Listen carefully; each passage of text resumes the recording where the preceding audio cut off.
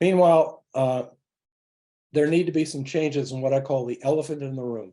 This is addressing the impacts from electromagnetic radiation, from EMF. The FCC has been dealing for now about 35 years with an out-of-date technology based primarily on thermal heating, which is now inapplicable.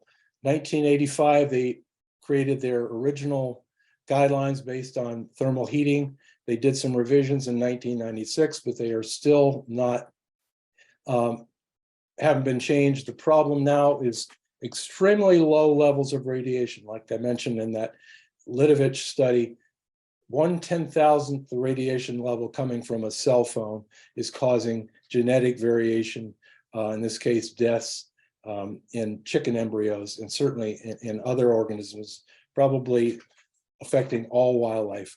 And we need to make some changes. The FCC just doesn't seem to want to budge. They were sued by the American Bird Conservancy in 2008 over the impacts of cell towers on migratory birds and their failure to implement NEPA. FCC lost that lawsuit on appeal, but I haven't seen really any significant change in their regulations. They continue to categorically exclude cell tower placement unless it deals with a federal endangered species. In 2020, the Environmental Health Trust filed a lawsuit against the FCC, which they won.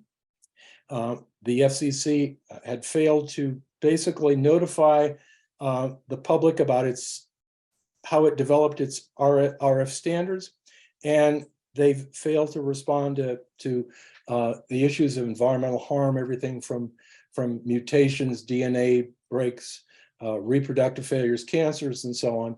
And again, in this case, we haven't seen any real change since they lost that lawsuit as far as changing their thermal regulatory, or changing their RF standards and dealing with this issue. So it's frustrating. From my perspective, we need radiation standards for wildlife. They're currently non-existent. With the 5G realm coming into play now, this is even more important. These are 1 millimeter or so size waves, which resonate particularly with small organisms like insects and small reptiles and amphibians and so on. We need to get these going, and I haven't seen any indication yet that that's happening. There's no question these challenges are daunting. We need some leadership that will support wildlife and deal with these challenges, and they also obviously impact us. And I think we need to address them now. There's very little time left in what's going on. So as a parting thought, hopefully the ongoing efforts, or the lack thereof, will not leave us with this image below of this endangered white-tailed sea eagle that was killed. We each have a stake in protecting our wildlife heritage. Wildlife desperately need our help. As friend and wildlife biologist Doug Chadwick said in his book, 4/5 a Grizzly, do unto ecosystems as you would have them do unto you. So with that, in closing, I would say we should favor conservation of wildlife and the public trust. We need to develop industries, including renewables, that are bird, bat, and habitat friendly.